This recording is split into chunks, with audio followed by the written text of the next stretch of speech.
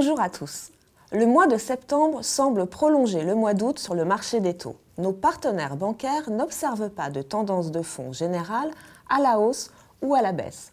Par contre, ils procèdent à des ajustements ciblés sur des durées ou des profils de clientèle précis. Alors que certains sont toujours très agressifs, avec des taux particulièrement bas, notamment sur 15 ans, mais réservés à une frange de clients potentiels très réduite, d'autres choisissent au contraire d'augmenter légèrement leur taux et de diminuer ainsi leur attractivité. Ainsi, on retrouve les moyennes suivantes: 2,25% sur 15 ans, 2,50 sur 20 ans et enfin 2,81 sur 25 ans.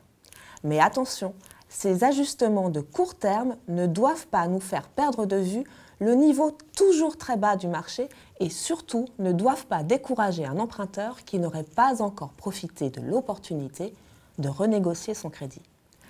Depuis début septembre, les OAT 10 ans, c'est-à-dire le taux auquel l'État français emprunte sur les marchés financiers, sont dans un canal descendant pour s'installer à nouveau sous les 1%. Même si les banques bénéficient donc d'une marge de manœuvre importante, elles en profitent pour piloter leurs résultats de fin d'année, alors que pour beaucoup, leurs objectifs commerciaux sont déjà atteints. De plus, les banques ne veulent plus crouler sous les dossiers comme il y a encore quelques semaines. Aujourd'hui, le retard est en passe d'être rattrapé et les délais d'octroi sont pratiquement tous revenus à la normale.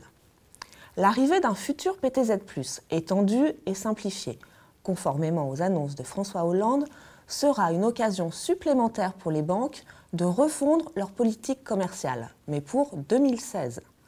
Autant de raisons pour ne pas anticiper de bouleversements sur les taux de crédit immobilier en cette fin d'année. À très bientôt!